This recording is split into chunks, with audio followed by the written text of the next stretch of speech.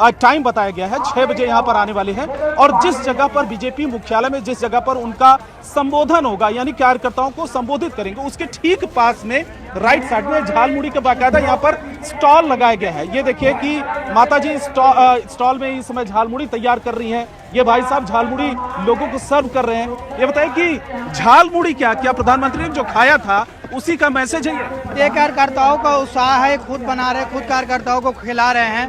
और जिस तरह से भारतीय जनता पार्टी के दिल्ली में बंगाल में सरकार बनी है, कार्यकर्ता कई वर्षों के बाद परिश्रम के बाद आज बंगाल में बंगाल एक तरह से पहले जाना जाता था इंडस्ट्री एरिया के नाम पर, आज क्या स्थिति है आप देख रहे हैं। समस्त देशवासियों को हम खिला रहे हैं। ये देखिए ना कितने मजेदार है, इसमें कोई भी स्पाइसी की कमी नहीं होगी।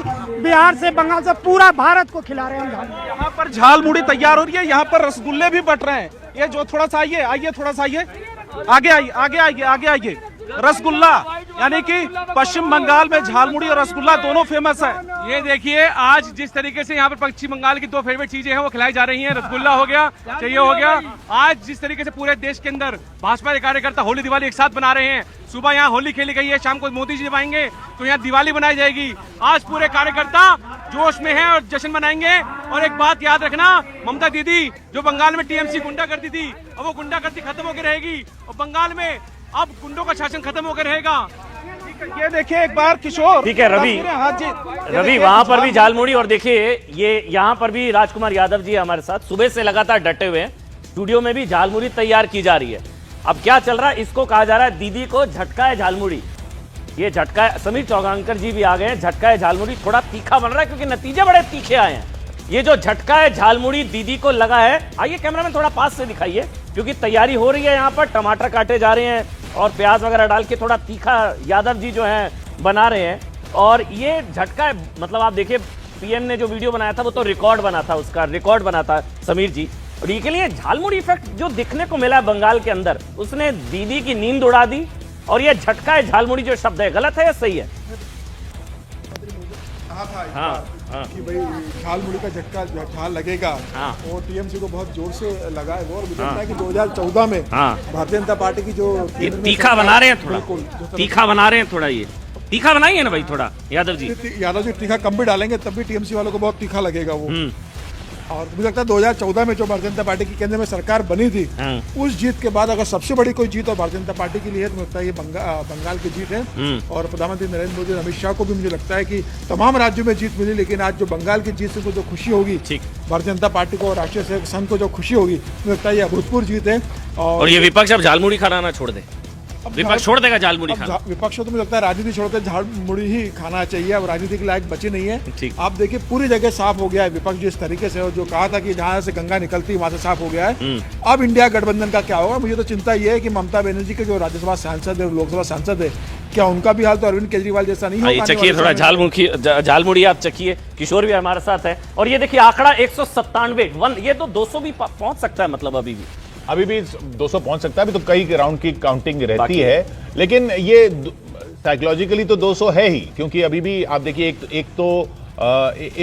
एक जगह पर अभी चुनाव होने बाकी है, एक जगह मतदान फाल्टा में मतदान होना बाकी है। वो भी एक सीट है जो आएगी। इस वक्त 197 और 91 का जो ये डिफरेंस है, ये अपने आप में बार बार जो मैं कह रहा हूं कि अमित शाह की रणनीति की बात होती है, प्रधानमंत्री मोदी की बात होती है, लेकिन संगठन के स्तर पर जो काम हुआ है 3 से 77 से 197 पर पहुंचना, उसमें संगठन के स्तर पर आरएसएस का भी नाम यहां पर लेना जरूरी है। और मैं मोमिता हमारे साथ हैं, वो ये आरएसएस के फैक्टर के बारे में क्या कहेंगे आप कि बंगाल में किस तरीके से आरएसएस ने काम किया? आरएसएस बहुत पहले से बंगाल में है, लेकिन कभी वो बीजेपी को उस तरह का फायदा इतने दशकों तक नहीं दिलवा पाया था। अब ये जब से प्रधानमंत्री मोदी की सरकार यहां पर आई केंद्र में, उसके बाद से 3 से 77 से अब 196 की जो छलांग है, उसमें आरएसएस के फैक्टर को आप कैसे मानेंगे? ये सवाल आप ऐसे सवाल पूछ दिया, ये बंगाल की जनता के दिल में बसी हुई है। क्योंकि बताने दो प्लीज, कैन आई कंटिन्यू?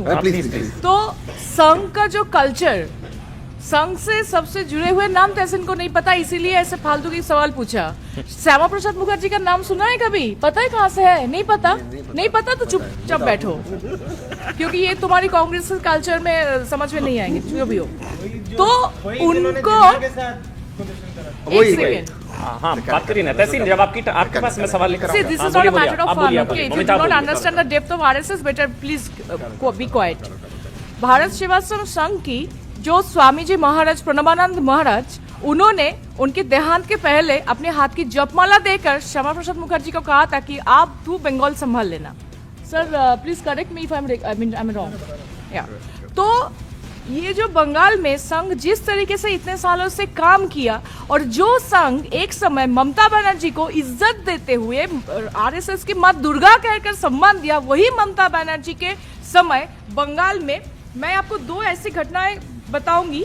एक तो है आरएसएस वर्कर बंधु प्रकाश पाल, उनकी प्रेग्नेंट वाइफ और उनके 8 साल के बेटे को भी एक टीएमसी के लोग छोड़े नहीं, उनको मार दिया था मुर्शिदाबाद में। फिर 2021 के पोस्ट पोल वायलेंस के दौरान आरएसएस वर्कर अभिजीत सरकार, धर्मो हाजरा, इन लोगों को मारा गया था। वही आरएसएस के लोगों को इतनी बुरी तरीके से वहां पे असम्मान किया गया था, मारा गया था। और पता है सबसे इंपॉर्टेंट बात किशोर, दिस इज 2025, 100 साल पूरे हुए आरएसएस की, संघ की 100 साल पूरे हुए। तो ये संघ के लिए भी एक बहुत बड़ी जीत है। बिल्कुल आप ठीक करें ममता, लेकिन ये एक और चीज जिसका बार बार जिक्र हो रहा है, ये झालमुड़ी सुपरहिट ब्रांड मोदी की काट। इंडी में कोई भी लीडर अब नहीं है जो मतलब लग रहा था कि दीदी चुनौती दे सकती है मोदी फैक्टर को ना। ब्रांड मोदी, बड़ी उम्मीदें थी एक इकोसिस्टम को, सबके चेहरे लटके हुए कि ब्रांड मोदी यहां खत्म हो जाएगा, लेकिन दीदी भी ब्रांड मोदी की काट नहीं, उनमें भी नहीं ढूंढ पाए नेता। बतौर अगर माना जा रहा था कि राहुल गांधी नहीं, चलिए जो है दीदी होंगी, ममता बनर्जी होगी, लेकिन ब्रांड मोदी की काट नहीं। तहसीन मैं आपसे सवाल पूछ रहा हूं, अभी भी संभावना राहुल गांधी में ही है। काट इतने सालों बाद बंगाल में दीदी भी नहीं, इंडी में कोई नेता है जो आपको लग रहा है ब्रांड मोदी की काट है या नहीं है? राहुल गांधी खत्म, तो अब तो हार की सेंचुरी लग गई शायद। नहीं देखिए, राजनीति में कोई खत्म नहीं होता, लेकिन एक बात ईमानदारी से अगर हम विश्लेषण करें तो प्रधानमंत्री जी का जो एक ओहदा है, जो एक कद है, वो अब, और देखिए इतना लंबा समय उन्होंने एक पॉलिटिकल पोस्ट पे गुजारा, मुख्यमंत्री, उसके बाद प्रधानमंत्री, तो एक वो अलग ओहदे पे, उस चीज़ को हमें मानना होगा। और इसीलिए मैं सुबह जब आपके साथ बैठा था कि हम विपक्ष में जब हम हैं, अगर हमें बदलाव लाना है, हमें एक पॉजिटिव राजनीति करनी होगी, हमें ऐसी चीज़ें करनी होगी, सिर्फ प्रधानमंत्री को अटैक नहीं करना होगा, उनकी पॉलिसीज के खिलाफ हम क्या पॉलिसीज ला नहीं, जो संगठन की बात है ना, देखिए ऑर्गेनाइजेशन है आपका, कांग्रेस का ऑर्गेनाइजेशन सत्ता जाते ही खत्म हो जाता है। आप ये बंगाल देख लीजिए, लेफ्ट का सारा ऑर्गेनाइजेशन, लेफ्ट का सारा संगठन था, पूरी पार्टी ही सोसाइटी थी, और उसके बाद और उससे पहले कांग्रेस का, वो जैसे ही सत्ता गई वो संगठन ही खत्म है, वो संगठन है नहीं, वो सारा संगठन ट्रांसफर हो जाता है। इसमें करना चाहूंगी, स्वामी विवेकानंद ने एक बार कहा था उन्होंने कि जो मनुष्यों को अपने धर्म में सम्मान नहीं करते वो खत्म हो जाते हैं। और वाजपेयी जी का एक कहना था कि राम से मत लड़िए, निपट जाओगे। ममता बनर्जी कितना मतलब कैसे, मुझे बोलने में भी शर्म आ रहा है, राम नाम जय श्री राम बोला गया था, वो गाड़ी से उतर के बोलते कि मुझे गाली क्यों दे रहे हो, बहुत पंगा लिया था। राम नाम से इनके बहुत दिक्कत है, अब तो जीना पड़ेगा राम नाम। शुभराज हमारे साथ हैं, पॉलिटिकल एनालिस्ट हैं, पॉलिटिकल कमेंटेटर हैं, वो भी हमारे साथ इस वक्त लाइव जुड़ चुके हैं। शुभराज, कुछ अगर नतीजों को भी डिकोड किया जाए, ये भी कहा जा रहा है कि मुस्लिम बहुल सीटों पर भी बीजेपी ने अच्छा किया, मालदा, मुर्शिदाबाद, नॉर्थ 24 परगना, मतलब ऐसा नहीं है कि सिर्फ 70% हिंदू में से 60-65-70% हिंदू ने वोट दे दिया तो ये नतीजे हैं। मुस्लिम बहुल सीटों में भी बीजेपी ने अच्छा परफॉर्म किया है, या वोट बटा है, क्या हुआ है, या तो बहुत ज्यादा पोलराइज हुआ, रिवर्स पोलराइजेशन हुआ, वो भी कहा जा सकता है। शुभराज साहब जी, देखिए रिवर्स पोलराइजेशन वाली भी बात ठीक है, ये भी बात ठीक है कि हम लोगों ने आज ना मुसलमानों को एक ऑन ब्लॉक वोट बैंक के रूप में देखना जो शुरू किया, और ये सिर्फ बंगाल तक ही ये आकलन सिर्फ बंगाल तक ही सीमित नहीं है, इसके बियॉन्ड भी हम इस पे बात कर सकते हैं। बंगाल में भद्रलोक हमेशा टीएमसी को वोट देता है, एक ये भी नैरेटिव चलाया गया। उसी तरीके से बंगाल में जो मुसलमान है वो टीएमसी को ही वोट देगा, अगर वो छिटकेगा तो वो या तो सीपीएम के पास जाएगा या कांग्रेस के पास जाएगा। इस तरीके के जो नैरेटिव थे वो इस चुनाव पता है क्यों पूछ रहा था, पूरे चुनाव प्रचार इस दौरान 10-15 दिन जितनी भी बहस हुई, सब कहते थे कि टीएमसी की वोटों की गिनती 30 से शुरू होती है, उनकी शुरू ही होती है 30% से, तो बीजेपी तो भूल जाइए। और अगर आप वैसे भी देखें 30-35% जो मुस्लिम मेजोरिटी सीट्स हैं वो भी शायद 90 से 100 के बीच के आसपास हैं, 30% वाली 85 से 90 सीटें हैं और उसमें भी 89 है। तो कहते थे टीएमसी की तो वोटों की गिनती 30 से शुरू होती है, तो बीजेपी का कहां चांस हो गया भाई? वो असम वाला उस नैरेटिव पे बात कर रहे थे, जहां पे अभी भी असम का चुनाव आकर के अटक गया है। पूरी तरह से भारतीय जनता पार्टी ने कब्जा किया है, लेकिन आप देखिए कि जो 19-20 कॉन्स्टिट्यूएंसीज हैं जहां पर असम में चुनाव कांग्रेस जीत रही है, वो वही मुस्लिम बहुल इलाके हैं। बंगाल के संदर्भ में अमन जी ये इसलिए ऐसा हुआ है, कल तक मैं ये एनालिसिस कर रही थी तो लोग नाक भौं सिकोड़ रहे थे। आपने देश के युवाओं को कमतर आंका है। आपको ऐसा लगा कि हमने मुसलमान जो युवा है वो एस्पिरेशनल हो ही नहीं सकता, वो हमेशा जाकर के एक पर्टिकुलर तरीके से वोट देगा। वो भद्रलोक और वो मुसलमान, वो खत्म हो गई वो कॉन्स्टिट्यूएंसी। मोदी जी ने जो, अमित शाह जी ने की ऑर्गेनाइजेशनल कैपेसिटी ने और मोदी जी के जो एक इमेज है, उसने जो सेंधमारी की है युवा वोटर्स में, वो बहुत दूर तक ये बात जाएगी। और देखिए बंगाल को लेकर के बहुत सारी खुशफहमियां मीडिया के एक वर्ग ने जबरदस्ती चिपकाया कि भाई यहाँ में 2-3 वोटिंग ब्लॉक है। मटुआ तो पूरी तरीके से भारतीय जनता पार्टी को वोट करेगा, क्योंकि मटुआ को वोटर्स को ममता बनर्जी ने नाराज किया। ठीक बात थी, लेकिन आपको ये ध्यान रखना चाहिए कि मटुआ वोट भी जो कटे उसमें भी तो वो कहा जा रहा है कि 4,55,000 मुर्शिदाबाद में काट दिए, 2,39,375 मालदा में काट दिए। मुस्लिम बहुल सीटों में पर सीट 12,400 वोट कटे हैं। 12,400 वोट औसतन पर सीट, मुस्लिम डोमिनेटेड सीट्स। तो ये कहा गया कि भाई इसलिए दीदी पिछड़ रही हैं क्योंकि मुस्लिम डोमिनेटेड सीट्स में एसआईआर के जरिए वोट काटे, बड़ी संख्या में वहां कटे हैं। ये एक आरोप लगता है। तो तो इसका मतलब यही कहा जा रहा है ना कि बाकी जगह जो एसआईआर हुई वहां पर किसी हिंदू का वोट नहीं कटा। ये अभी अगर मुस्लिम बहुल इलाके हैं तो ऑब्वियस सी बात है कि ज्यादा मुसलमानों के वोट कटेंगे। बट इसमें जो वोट कटे उसमें उन्होंने कभी ये भी इतनी ज्यादा ऑर्गेनाइजेशनल पार्टी है टीएमसी, उनको ब्रेकडाउन देना चाहिए था ना, कितने लोग मरे, कितने लोग कितने, मतलब जो भी वहां पे एनालिसिस हुआ वो इन जनरल आकर के मीडिया में विश्वमन किया गया। लेकिन किसी ने ग्रैन्युलर लेवल पर ये एनालिसिस की कि जितने लोगों का नाम कटा उसमें से ये रहे 1,000 लोग जो सड़कों पर धरना में बैठे हुए हैं कि भाई हमें वोट डालना था, आपने डालने नहीं दिया। ऐसी मैं ये लगातार इलेक्शन कमीशन को लेकर के, एसआईआर को लेकर के जब ये बहस छिड़ी है, बिहार से लेकर के अब तक मैं वही कह रही हूं, ये वोटर्स कहां हैं? इन वोटर्स के 2-4 नुमाइंदे क्यों आकर के बात करते हैं? वोटर्स खुद क्यों नहीं है? नहीं, वो तो कहते हैं ना, वोटर जब ट्रिब्यूनल की बारी आई तो वो इतना टाइम ही नहीं हुआ कि ट्रिब्यूनल उनको हियर कर सके।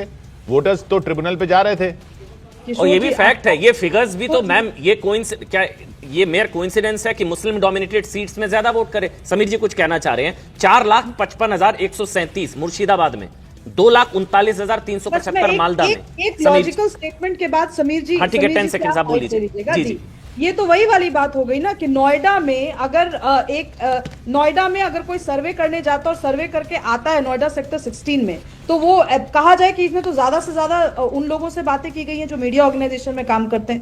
भाई कॉन्स्टिट्यूएंसी वैसी है, आप क्या कर सकते हैं? आप मुस्लिम बहुल इलाके में जा करके एसआईआर करें, फिर कहेंगे मुसलमानों के नाम ज्यादा कटेंगे ही ना।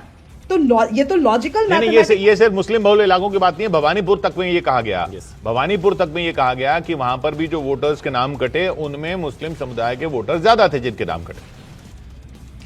बट किशोर जी, ऐसा मैं ऑब्जेक्टिवली कह रही हूं कि मुस्लिम समुदाय के ज्यादा वोट कटे, लेकिन क्या हिंदुओं के नाम नहीं कटे? एक ऐसा चुनाव जहां पर एक सीट के लिए, एक वोट के लिए इतनी मारामारी, इतनी कॉम्पिटिटिवनेस थी, तो हम इस तरीके की जनरल एनालिसिस करेंगे तो मुझे लगता है कि ये एक स्लिपरी स्लोप है। नहीं जनरल, बल्कि समीर जी बीजेपी के नेता तो ये दावा कर रहे हैं, वो सब फैक्ट्स भी है, वो जो कह रहे हैं कि वैसे देखा जाए तो हिंदुओं के ज्यादा वोट कटे हैं नंबर वाइज।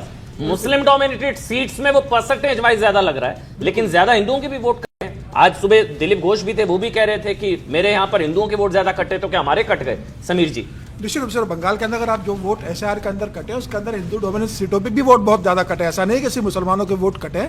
और संघ ने जब इस एसआईआर प्रक्रिया को पूरा देखा तो आरएसएस ने इस बात को महसूस किया कि सिर्फ मुसलमान वोट नहीं कटे, हिंदुओं के भी वोट कटे।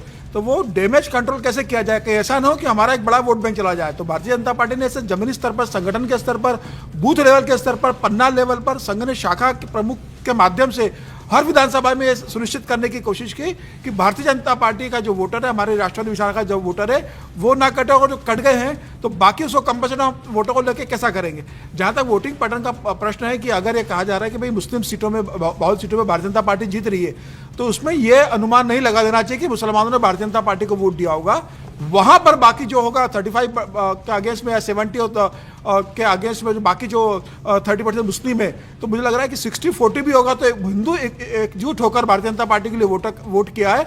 मुझे लग रहा है आज इस चुनाव के अंदर हिंदुओं ने तय कर लिया था कि इस बार अगर बंगाल को बचाना है तो भारतीय जनता पार्टी की सत्ता में लेकर आना है। ममता बनर्जी के 15 साल, उसके पहले कम्युनिस्टों के 32 साल, उसके पहले कांग्रेस के 30 साल, वहां के लोगों ने देखा, जो बंगला भद्र लोग हैं, उन्होंने भी महसूस किया कि अब भारतीय जनता पार्टी को वोट देके समय जी आपको एक मिनट रोक रहा हूं कि एक और हीरो जो हैं आज के, वो भी हमारे साथ जुड़ रहे हैं, और वो हैं एक्सिस माई इंडिया के प्रदीप गुप्ता जी। प्रदीप जी, स्वागत आपका। Thank you Kishore ji, thank you very much. और हीरो तो आप समझ ही गए होंगे क्यों कह रहे हैं, क्योंकि ये तो, इसमें तो वाकई देखिए एग्जिट पोल्स की बहुत उन पे कहा जाता है, और कई बार सही भी कहा जाता है। ऐसे ऐसे आंकड़े आते हैं, ऐसे ऐसे पलट जाते हैं, और एक लेवल ये भी आ चुका है कि इतनी सारी एजेंसियां आ गई हैं कि एग्जिट पोल्स की क्रेडिबिलिटी पे भी सवाल उठने शुरू हो जाते हैं, और बिल्कुल जायज सवाल उठने शुरू हो जाते हैं, ये भी कहूंगा मैं। लेकिन ये जो आपने तमिलनाडु में टीवीके को जो नंबर दिए थे, जो किसी ने भी नहीं दिए थे, ये अगर आप दे पाए तो ये तो कहना पड़ेगा कि कम से कम आपकी एजेंसी कुछ ना कुछ तो ऐसा कर रही है जो नब्ज है लोगों की, वो पकड़ रही है। तो ये आप क्या करते हैं जो दूसरे नहीं कर पाते हैं? नहीं यार किशोर जी, हमारी मेथोडोलॉजी बड़ी सिंपल है। फेस टू फेस इंटरव्यू सभी असेंबली कंस्टिट्यूएंसी में और विद रिप्रेजेंटेटिव सैम्पलिंग के साथ हम करते हैं, और 1 साल पहले से ग्राउंड वर्क को चालू करते हैं। और मैं कहूँगा कि ये पूरी की पूरी जो क्रेडिट है वो एक्सिस माई इंडिया की टीम की। हम कभी किसी रिसर्च को आउटसोर्स नहीं करते हैं, चाहे पॉलिटिकल हो, चाहे कॉरपोरेट हो, या हम बहुत सारे दूसरे रिसर्च वर्क करते हैं। तो इट्स अ विक्ट्री और credit to data science, I would say, कि डेटा साइंस की ये जो जीत है वो हम कोशिश करते हैं। और सिर्फ तमिलनाडु नहीं, क्योंकि आप चारों स्टेट देख, जी चारों स्टेट में आपका बिल्कुल काफी, और क्योंकि आप पहले काफी इल्जाम भी झेल चुके हैं, और आप बहुत परेशान भी हो चुके हैं। कैसे कैसे रिजल्ट आए थे आप भी जानते हैं, और कैसे कैसे हमने आपकी तस्वीरें भी देखी, आपको बहुत खुश भी देखा, और बहुत भावुक भी देखा, अगर मैं अंडरस्टेटमेंट के तौर पे ही कहूँ भावुक होना तो। लेकिन जो आप कह रहे हैं डेटा साइंस की जीत है, ये इतना ओपन क्यों नहीं है इंडिया में कि डेटा बाकी लोग कैसे जुटाते हैं या सब लोग कैसे जुटाते हैं, आप लोग कैसे जुटाते हैं? हम विदेशों में तो देखते हैं बिल्कुल क्लियर हर चीज सामने रखी जाती है, मेथोडोलॉजी। यहाँ पर मेथोडोलॉजी भी नहीं सामने आती है, इसलिए तो ये सवाल उठते हैं। नहीं देखिए, हमने एक्सिस माई इंडिया ने इस चुनाव के पहले 81 में से 74 इलेक्शन को बिल्कुल स्पॉट ऑन किया है। स्पॉट ऑन 7 बार पे हम सही नहीं साबित हुए हैं। दूसरी बात आपने विदेश की कही, एक्सिस माई अमेरिका हमारी कंपनी ने इस बार का जो ट्रंप का चुनाव जीता था, वो 25 एजेंसी में से केवल 2 एजेंसी ऐसी थी जो ट्रंप को जितवा रही थी। उसमें एक एक्सिस माई अमेरिका भी शामिल थी और एक एटलस एनालिटिका। तो वहां पर भी spot on process, vote share और सीट, यानी वहां की भाषा में ईवी, दोनों के दोनों बिल्कुल स्पॉट ऑन थे। अब बाकी की तो मैं नहीं जानता हूं, लेकिन कम से कम पिछले 14 साल से एक्सिस माई इंडिया ने हमेशा ही प्रोसेसेस पे जोर दिया है।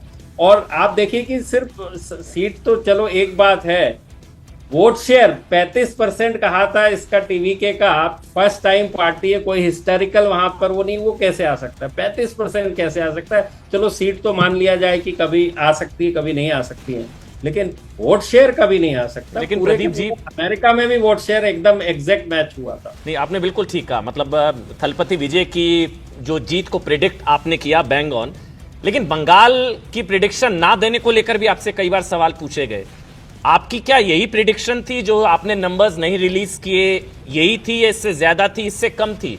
क्योंकि कई एजेंसीज ने रिजल्ट्स जो दिए वो एग्जैक्टली लगभग ये रहे हैं। आप चाणक्य में देखें जो 192 का था, इसके अलावा एक भारत डेमोग्राफिक है जिसने 186 के आसपास का नंबर दिया था, और वही बैंग ऑन रिजल्ट रहा है, 196 तक की रीच थी भारत डेमोग्राफिक की। आपके भी क्या यही नंबर्स थे, इससे ज्यादा थे, इससे कम थे, या यही आपने एक्सपेक्ट किया था प्रदीप जी? नहीं, हमारे कोई भी नंबर नहीं थे उस लिहाज से। जैसे मैंने कहा कि हम अपनी एक साइंटिफिक प्रोसेस को ही फॉलो करते हैं। 100 में से करीब 70 से 80 लोगों ने बात ही नहीं की। मैं खुद भी गया था, मैं भी हमेशा जाता हूँ ज़मीन के ऊपर काम करने के लिए, लेकिन जब बात ही नहीं कर रहे हैं, जब आपकी सैम्पलिंग ही डेमोग्राफी और ज्योग्राफी की पूरी ना हो। लेकिन हाँ, इतना ज़रूर था कि जो लोगों ने पूछा मीडिया पे कि आपकी जो, चलो 30% ही लोगों ने बात करी, बट उसमें क्या आ रहा है उसके आधार पे कर दीजिए। मैंने कहा नहीं, उसके आधार पे नहीं किया जा सकता। उसके मुताबिक मैं इतना कह सकता हूँ कि बीजेपी बहुत अच्छा कर रहेगी, ये बिल्कुल क्लियर है। कितना अच्छा करेगी मेरे पास उसका जवाब तभी भी नहीं था, अभी तो मैं क्या कहूँ, अब तो रिजल्ट। तो अब क्या ये अब नंबर्स जो आए हैं उनको देखकर, और आप जो कह रहे हैं कि 100 में से 70 लोग आपको जवाब नहीं दे रहे थे, क्या ये आप कहेंगे कि वो 70 लोग शायद इसलिए नहीं जवाब दे रहे थे क्योंकि उनको डर ये था कि अगर बीजेपी के पक्ष में बोल दिया तो वहां पर जो लोकल गवर्नमेंट है, टीएमसी गवर्नमेंट है, उनसे उनको कुछ खतरा हो सकता है, या अगर ऐसे आंकड़े नहीं आए तो उसके बाद उनको चिन्हित किया जा सकता है कि हमने बीजेपी का नाम ले लिया था? क्योंकि वो जाहिर सी बात है, अगर वो 100 में से 70 थे और वो बीजेपी वाले ही होंगे, क्योंकि तभी तो ऐसे रिजल्ट आ रहे हैं। बिल्कुल सही कहा किशोर जी आपने, बल्कि हमारी एक्सिस माई इंडिया के सर्वेयर्स को कुछ महीनों पहले बंगाल के दमदम, कलकत्ता में ही दमदम जेल में 24 दिनों तक जेल में रखा गया। उसके बाद हमने कलकत्ता हाई कोर्ट से उनकी बेल कराई और बाद में कलकत्ता हाई कोर्ट से हमारे फेवर में वर्डिक्ट आया। हमारे ऊपर ये चार्जेस लगाए गए थे कि आप आके उजूल फजूल सवाल करते हैं, इसलिए आप नहीं कर सकते। और बंगाल के सारे पुलिस स्टेशन में ये मैसेज था कि ये एक्सिस के लोग कहीं पर भी पाए जाएंगे, दिखेंगे तो इनको उठा के जेल में करो। उसके चलते हमने बंगाल में कलकत्ता हाई कोर्ट का दरवाजा खटखटाया और हमारे फेवर में वर्डिक्ट आया कि आप अपना काम कीजिए। बट इस तरह का माहौल था, और जो लोग नहीं बोल रहे थे उसका मतलब ये उसमें 2/3 से ज्यादा जो लोग थे वो बीजेपी के वोटर। लेकिन एक बड़ी खबर वैसे आपको बता दें, ममता बनर्जी की जीत का जो मार्जिन, मतलब जो वो आगे चल रही थी 7,000 से घटकर 5,349 हो गया, और ममता बनर्जी ने काउंटिंग में धोखाधड़ी का आरोप लगा दिया है। अभी 7 राउंड की काउंटिंग बची हुई है, लेकिन वो जो लीड उन्होंने बनाई हुई थी वो 7,7100 के आसपास की थी, वो घटकर अब 5,353 के आसपास, 5,349 हो गया। अब उनके वोट हो गए हैं 46,700। ये 13 राउंड के बाद 20 राउंड काउंटिंग होनी है। 13 राउंड काउंटिंग हो चुकी है भवानीपुर में। ममता बनर्जी लीडिंग 46,726, 46,726 वोट, और शुभेंदु अधिकारी 41,377 वोट। 5,349 का अंतर है दोनों में, 5,349 का अंतर है दोनों में। और 13 राउंड हुए हैं 20 में से, यानी 2/3 राउंड एक तरह से हो चुके हैं, ये कहा जा सकता है। 1/3 राउंड अभी होना बाकी है, और लीड जो है वो घटती जा रही है। लीड जो है बहुत ऐसे 5,349 के आंकड़े पर अटकी हुई है कि कभी भी पलट भी सकती है। और धोखाधड़ी का आरोप लगाया ममता बनर्जी ने, काउंटिंग में धोखाधड़ी का आरोप उन्होंने लगाया। उनकी तरफ से पहले भी कहा गया कि इलेक्शन कमीशन जो है वो आंकड़े नहीं जारी कर रहा है, 70 से 100 सीटों पर घालमेल चल रहा है, गड़बड़ी चल रही है। और अभी भी, हालांकि अब आपको बता दें शाम के 4:30 बज चुके हैं, स्थिति लगभग स्पष्ट हो चुकी है। 198 पर बीजेपी आ गया, टीएमसी 89 सीटों पर आ गया, कांग्रेस 2 सीटों पर पहुंच चुकी है। सबसे ज्यादा जो फाइट चल रही है ममता बनर्जी की सीट 5,349 वोटों से वो आगे चल रही है। हालांकि उनकी जो लीड वो कर रही है वो 71 से अब घटकर 5300, वो कह भी रहे थे शुभेंदु आगे आगे जैसे जैसे और आखिरी राउंड में पहुंचेगी तो फिर शुभेंदु अधिकारी लीड बना सकते हैं। ममिता कुछ कहना चाह रही है, बोलिए आप। मैं यही कहूंगी, अभी हम जो देख रहे हैं ऐसा जो चेंज हो रहा है, परिवर्तन हो रहा है, मैं बताऊंगी अमन जी क्या है कि ये बंगाल के लोग के लिए, जैसे मैं पहले भी कहा, कि बहुत बड़ी जीत है। तो बंगाल की हर बेटियां जिनको बलात्कार किया गया था, जिनको मार दिया गया था, उनकी आत्माओं को शांति मिलेगी आज। आप हैरान हैं ये 5,300 की लीड पे, या एक्सपेक्टेड है? No, that is fine. मतलब ये और भी मतलब आपको क्या लगता है ममता बनर्जी अगर ममता बनर्जी भवानीपुर से हार जाती हैं तो will you be shocked? No, not at all. ऐसा आप देखिए तमिलनाडु में स्टालिन भी हार गए हैं, तो जब जनता जब वेव इलेक्शन देती है, और ये इसको वेव इलेक्शन नहीं कहेंगे, तो वो शीर्ष से संदेश देती है, और इसीलिए शायद ये ममता ने पिछली बार 51,000 वोटों से जीती थी। एक छोटा, ठीक है, एक छोटा सा ब्रेक लेना होगा, ब्रेक के बाद तुरंत हाजिर होंगे। छोटा सा ब्रेक, तुरंत हाजिर होंगे, छोटा सा ब्रेक।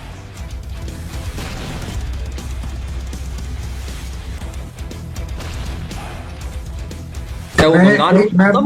अच्छा बस एक अश्विनी जी बात कहना चाह रहे हैं, फिर बाबा रामदेव मैं आपका रुख करूंगी, आपसे एक बहुत महत्वपूर्ण विषय पर बात। लेकिन इतनी बात जरूर कहूंगा, अश्विनी जी ने जो बातें कही वो बहुत प्रामाणिक कही है। बिल्कुल सही बात है। देखिए, पश्चिम बंगाल आज की सबसे बड़ी खबर, प्रचंड जीत की ओर बढ़ रही है बीजेपी 196 सीटों के साथ। बीजेपी 196 सीटों के साथ सबसे बड़ी पार्टी, सिंगल लार्जेस्ट पार्टी, इसमें कोई डाउट अब नहीं रह चुका है। और देखिए, गंगोत्री से गंगा सागर तक, जिसका जिक्र प्रधानमंत्री नरेंद्र मोदी ने भी किया था कि बिहार गंगा से होते हुए पश्चिम बंगाल तक जाती है, तो गंगोत्री से गंगा सागर तक जो बीजेपी अंग बंग और कलिंग का जिक्र कर रही थी वो पूरा हुआ। और गंगोत्री से गंगा सागर तक, उत्तराखंड से गंगोत्री से होते हुए उत्तर प्रदेश, बिहार और फिर पश्चिम बंगाल, हर जगह भगवा बीजेपी की लहर, प्रचंड बहुमत 196 सीटों के साथ। 196 सीटें बीजेपी 92 पर सिमट रही है इस वक्त। तृणमूल कांग्रेस सिर्फ 1 पर। यह बहुत जबरदस्त और बहुत बड़ी जीत, बीजेपी की ऐतिहासिक जीत, वो जीत जिसका बीजेपी दशकों से इंतजार कर रही थी, ये कहेंगे। और अभी तो पिछले 1 दशक से तो लगातार इंतजार में थी। पिछली बार भी बीजेपी को उम्मीद थी, 3 सीटों से सीधा 77 पर छलांग जरूर मारी थी, लेकिन वो जीत हो न सकी थी। इस बार उस 77 से भी बढ़कर 196, ये लगातार एक के बाद एक जो इतना क्वांटम जंप बीजेपी का दिख रहा है, ये इसमें इसके पीछे के कारणों के बहुत विश्लेषण होंगे, बहुत कारण बताए जाएंगे, बहुत समझा जाएगा कि कैसे ये जीत हासिल की है बीजेपी ने। लेकिन साफ दिख रहा है कि अमित शाह की रणनीति और प्रधानमंत्री मोदी का चेहरा, बंगाल में भी उसी तरह का जादू उसने कारनामा किया है जैसा बाकी राज्यों में हम देखते आए हैं। और ये जो नक्शा भी आप देख रहे हैं, ये जो गंगोत्री से गंगा सागर, देखिए उत्तराखंड, उत्तर प्रदेश, वहां से होते हुए बिहार और फिर पश्चिम बंगाल। बिहार में भी बीजेपी, पश्चिम बंगाल में भी बीजेपी, उत्तराखंड, उत्तर प्रदेश में अभी चुनाव होने हैं अगले साल 2027 में। थोड़ा सा हिस्सा हालांकि उस नक्शे में झारखंड का है, जो जहां पर थोड़ा सा व्हाइट रह गया, लेकिन गंगोत्री से गंगा सागर बिल्कुल कहा जा सकता है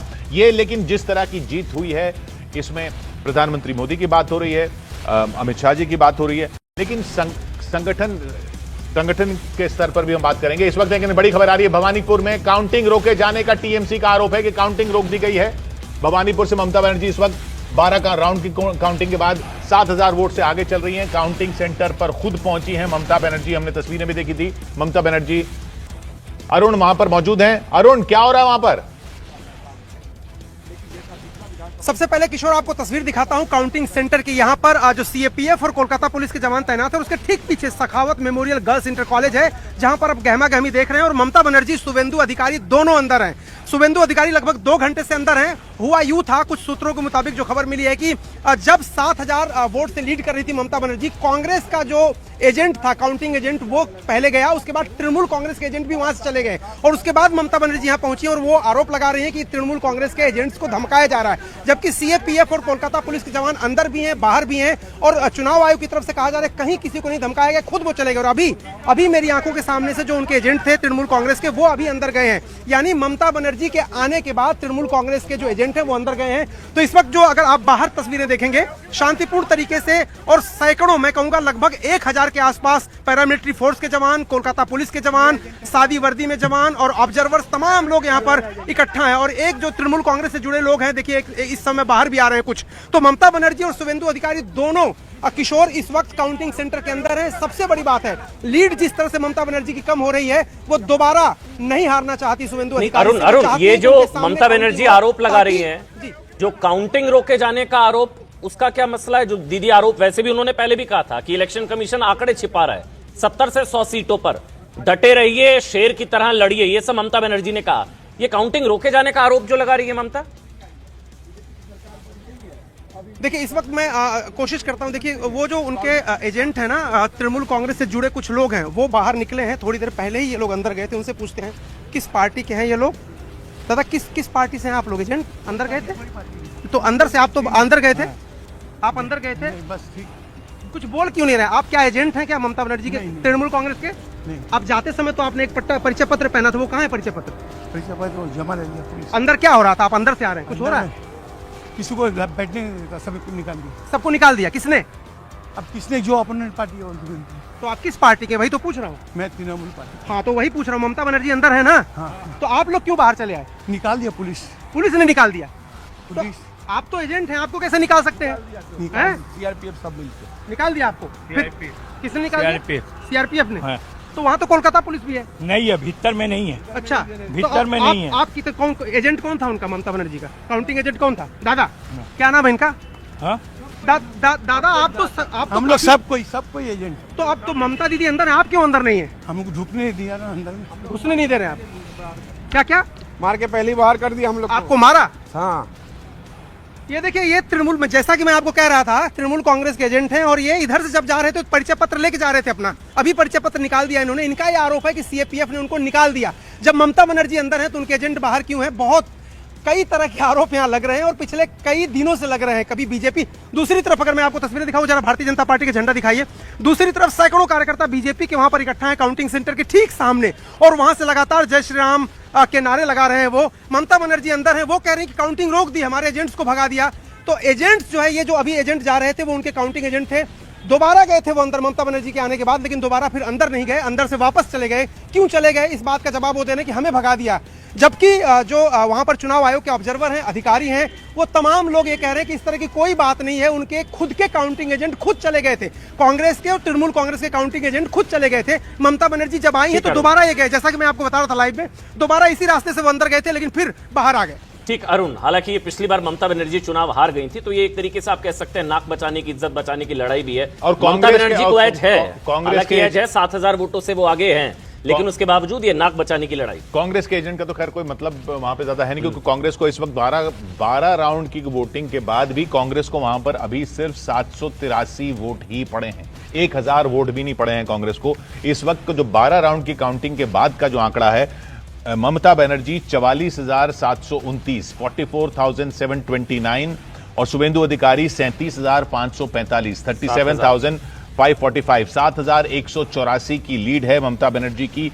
तीसरे नंबर पर बहुत पीछे सीपीएम है, वो 1577 वोट ही उन्होंने हासिल किए हैं, सिर्फ 1577, और चौथे पर कांग्रेस है सिर्फ 783 वोटों के साथ।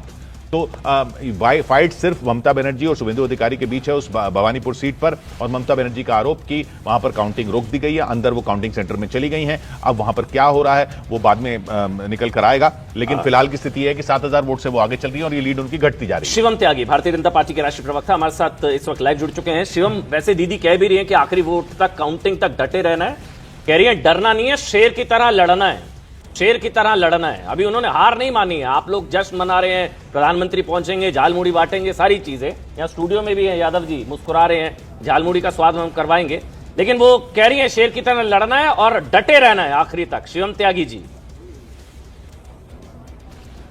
15 साल बाद जब हार आपकी दहलीज पर खड़ी होती है तो दुख, निराशा, हताशा सब कुछ होना स्वाभाविक है। लेकिन मैं फिर से वही कहना चाहता हूं, डटे रहने की जहां तक वो बात करती है, जाहिर है अपने कार्यकर्ताओं को एक तरीके से थोड़ा उनका मोरल बूस्ट करने के लिए कहा जा रहा है। मेरी उनको बहुत बहुत शुभकामनाएं। ममता बनर्जी हमेशा से ही नेता विपक्ष के तौर पर अच्छा कार्य करती आई हैं। मुझे पूरी उम्मीद है आने वाले 5 साल में वो ऐसा ही करते रहेंगे, लेकिन किसी भी तरह के अनरेस्ट को काउंटर करने के लिए वहां पर फौज है, सभी लोग हैं। और मैं एक चीज़ और मानता हूं कि जिस तरीके से ऑलरेडी अंदर एजेंट्स हैं, ममता बनर्जी खुद चली गई हैं और सारी सुविधाएं हैं, कहीं बेईमानी का या इस तरह की चीज़ों का कोई सवाल ही पैदा नहीं होता। हम 21वीं सदी में रहते हैं, ये कोई हम बनाना रिपब्लिक में नहीं है भाई। अगर आपको लगता है पोलिंग, आप काउंटिंग है, रिकाउंटिंग है, बिल्कुल निश्चिंत होने की आवश्यकता है। हाँ, अगर ट्रिक सिर्फ कार्यकर्ताओं को बूस्ट करने के लिए की जा रही है, विषय अलग है, ठीक है, उनको पूरा अधिकार है। बट मेरा तो फिर भी यही निवेदन रहेगा, और भारतीय जनता पार्टी का हम पहले दिन से कहते आए हैं, शुभेंदु अधिकारी जी ने भी कहा था कि कार्यकर्ताओं का ही नुकसान होता है, नेताओं के पास तो सबके सिक्योरिटी होती है, तो शांति बनाए रखनी है, किसी तरह का कोई हंगामा ना हो। बाकी अगर वो चाहें और उनका इतना बड़ा दिल हो तो भारतीय जनता पार्टी को जीत की शुभकामनाएं दे सकते हैं, जिसकी उम्मीद है मुझे। के करीब पहुंच रही है बढ़त, बीजेपी की 197 हो गया, 91 पर टीएमसी। प्रधानमंत्री मोदी खुद शाम को पहुंचने वाले हैं बीजेपी मुख्यालय, और बीजेपी मुख्यालय में रवि सिंह वहां पर मौजूद हैं। रवि, क्या तैयारियां चल रही हैं वहां पर और क्या हो रहा है?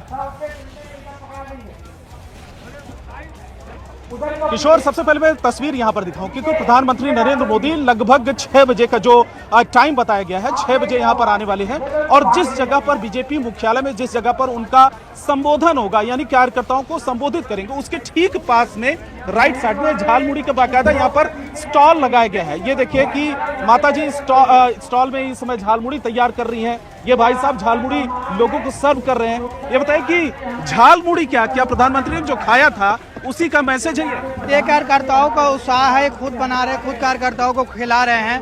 और जिस तरह से भारतीय जनता पार्टी के दिल्ली में बंगाल में सरकार बनी है, कार्यकर्ता कई वर्षों के बाद परिश्रम के बाद आज बंगाल में बंगाल एक तरह से पहले जाना जाता था इंडस्ट्री एरिया के नाम पर, आज क्या स्थिति है आप देख रहे हैं। समस्त देशवासियों को हम खिला रहे हैं। ये देखिए ना कितने मजेदार है, इसमें कोई भी स्पाइसी की कमी नहीं होगी। बिहार से बंगाल से पूरा भारत को खिला रहे हैं। यहाँ पर झालमुड़ी तैयार हो रही है, यहाँ पर रसगुल्ले भी बट रहे हैं। ये जो थोड़ा सा आइए थोड़ा सा आगे आइए। रसगुल्ला यानी कि पश्चिम बंगाल में झालमुड़ी और रसगुल्ला दोनों फेमस है। ये देखिए आज जिस तरीके से यहाँ पर पश्चिम बंगाल की दो फेवरेट चीजें हैं वो खिलाई जा रही हैं, रसगुल्ला हो गया, चाहिए हो गया। आज जिस तरीके से पूरे देश के अंदर भाजपा के कार्यकर्ता होली दिवाली एक साथ बना रहे हैं। सुबह यहाँ होली खेली गई है, शाम को मोदी जी जब आएंगे तो यहाँ दिवाली बनाई जाएगी। आज पूरे कार्यकर्ता जोश में हैं और जश्न मनाएंगे। और एक बात याद रखना, ममता दीदी जो बंगाल में टीएमसी गुंडा करती थी, अब वो गुंडागर्दी खत्म होकर रहेगी और बंगाल में अब गुंडों का शासन खत्म होकर रहेगा। ये देखिए एक बार किशोर, ठीक है रवि वहां पर भी झालमुड़ी और देखिए ये यहाँ पर भी राजकुमार यादव जी हमारे साथ सुबह से लगातार डटे हुए हैं। स्टूडियो में भी झालमुड़ी तैयार की जा रही है। अब क्या चल रहा है, इसको कहा जा रहा है दीदी को झटका है झालमुड़ी। ये झटका है, समीर चौगांकर जी भी आ गए हैं। झटका है झालमुड़ी थोड़ा तीखा बन रहा है क्योंकि नतीजे बड़े तीखे आए हैं। ये जो झटका है झालमुड़ी दीदी को लगा है, आइए कैमरामैन थोड़ा पास से दिखाइए क्योंकि तैयारी हो रही है। यहाँ पर टमाटर काटे जा रहे हैं और प्याज वगैरह डाल के थोड़ा तीखा यादव जी जो है बना रहे हैं। और ये झटका है, मतलब आप देखिए पीएम ने जो वीडियो बनाया था वो तो रिकॉर्ड बना था, उसका रिकॉर्ड बना था समीर जी। और ये के लिए झालमुड़ी इफेक्ट जो दिखने को मिला है बंगाल के अंदर, उसने दीदी की नींद उड़ा दी। और ये झटका है झालमुड़ी जो शब्द है, गलत है या सही है? कि भाई झालमुड़ी का झटका झाल लगेगा और टीएमसी को बहुत जोर से लगा है वो। और मुझे लगता है कि 2014 में भारतीय जनता पार्टी की जो तीखा बना रहे हैं, थोड़ा तीखा बना रहे हैं, थोड़ा ये तीखा बनाइए ना भाई थोड़ा यादव जी तीखा कम भी डालेंगे तब भी टीएमसी वालों को बहुत तीखा लगेगा वो। और मुझे लगता है 2014 में जो भारतीय जनता पार्टी की केंद्र में सरकार बनी थी, उस जीत के बाद अगर सबसे बड़ी कोई जीत और भारतीय जनता पार्टी के लिए है तो मुझे लगता है ये बंगाल की जीत है। और प्रधानमंत्री नरेंद्र मोदी, अमित शाह को भी मुझे लगता है कि तमाम राज्यों में जीत मिली, लेकिन आज जो बंगाल की जीत से को जो खुशी होगी भारतीय जनता पार्टी को और राष्ट्रीय सेवक संघ को जो खुशी होगी, मुझे लगता है ये अभूतपूर्व जीत है। और ये विपक्ष अब झालमुड़ी खाना छोड़ दे, विपक्ष छोड़ देगा झालमुड़ी खाना। विपक्ष तो मुझे लगता है राजनीति छोड़कर झालमुड़ी ही खाना चाहिए, अब राजनीति के लायक बची नहीं है।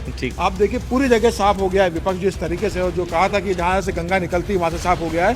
अब इंडिया गठबंधन का क्या होगा? मुझे तो चिंता ये है कि ममता बनर्जी के जो राज्यसभा सांसद है, लोकसभा सांसद है, क्या उनका भी हाल तो अरविंद केजरीवाल जैसा नहीं होगा? चखिए थोड़ा झालमुड़ी आप चखिए। किशोर भी हमारे साथ है। और ये देखिए आंकड़ा 197, ये तो 200 भी पहुंच सकता है, मतलब अभी भी 200 पहुंच सकता है। अभी तो कई राउंड की काउंटिंग रहती है, लेकिन ये साइकोलॉजिकली तो 200 है ही, क्योंकि अभी भी आप देखिए एक जगह पर अभी चुनाव होने बाकी है, एक जगह मतदान फाल्टा में मतदान होना बाकी है। वो भी एक सीट है जो आएगी।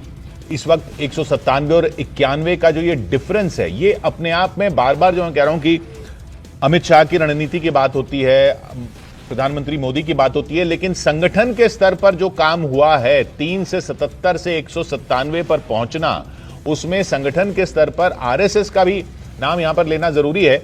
और मैं मोमिता हमारे साथ हैं, वो ये आरएसएस के फैक्टर के बारे में क्या कहेंगे आप कि बंगाल में किस तरीके से आरएसएस ने काम किया? आरएसएस बहुत पहले से बंगाल में है, लेकिन कभी वो बीजेपी को उस तरह का फायदा इतने दशकों तक नहीं दिलवा पाया था।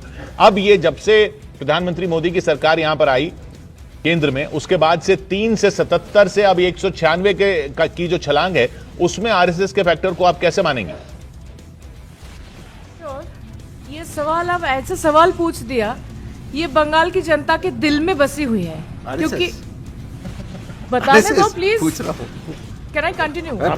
तो संघ का जो कल्चर संघ से सबसे जुड़े हुए नाम तो ऐसे इनको नहीं पता, इसीलिए ऐसे फालतू की सवाल पूछा।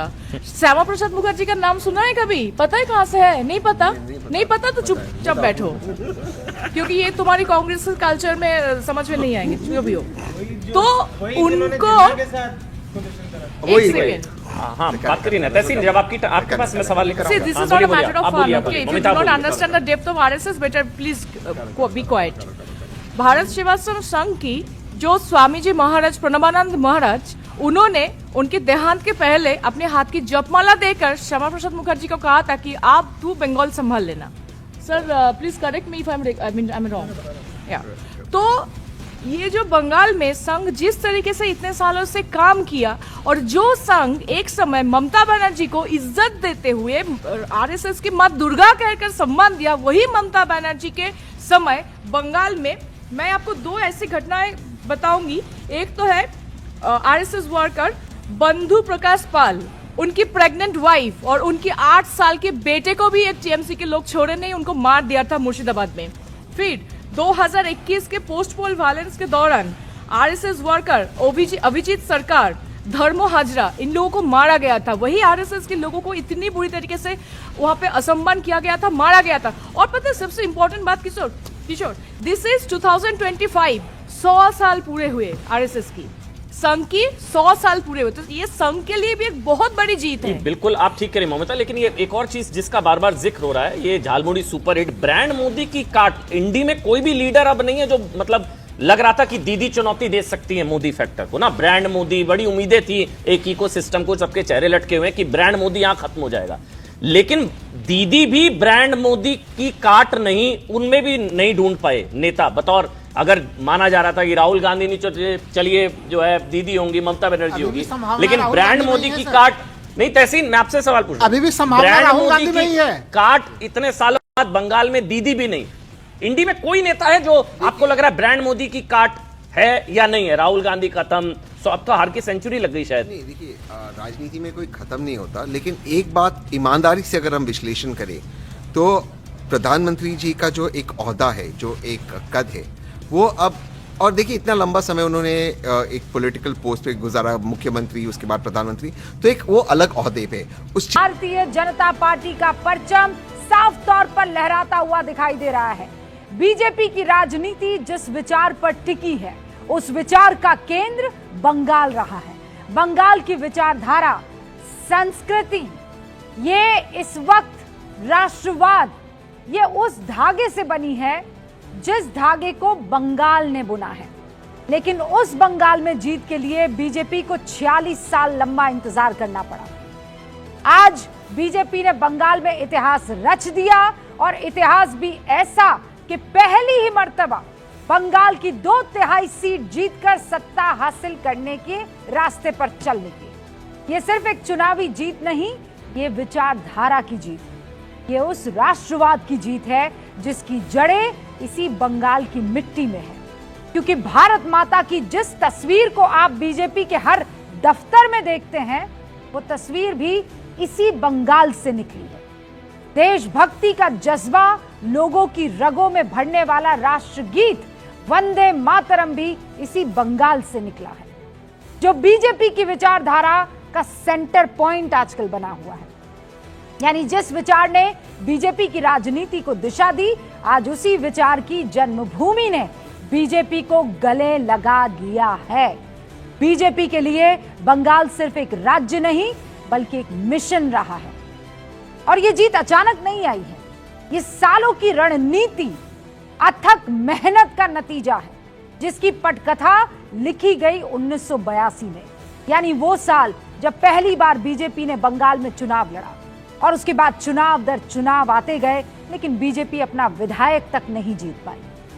फिर आया साल 1999, जब उपचुनाव में टीएमसी के समर्थन से, टीएमसी के समर्थन से बीजेपी का पहला विधायक पश्चिम बंगाल विधानसभा में पहुंचा। और उसके बाद 17 साल तक बंगाल की जनता ने बीजेपी को लंबा इंतजार कराया।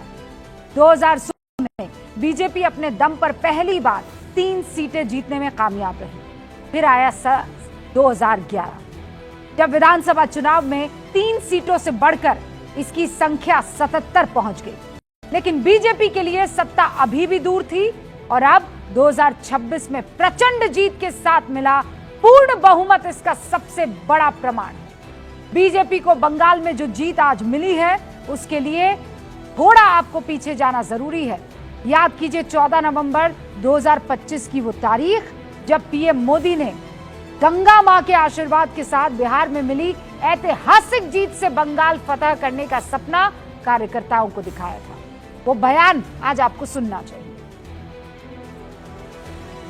गंगा जी यहां बिहार से बहते हुए ही बंगाल तक पहुंचती है। बिहार ने बंगाल में भाजपा की विजय का रास्ता भी बना दिया है। भाई कोई और पार्टी होती तो जीत के जश्न में डूब जाती, लेकिन बीजेपी और उसके सर्वोच्च नेता बिहार की जीत के बाद कार्यकर्ताओं को अगला लक्ष्य दे देते हैं। पीएम के इस बयान को सियासी बताया गया था, आज वो बयान हकीकत बन चुका है।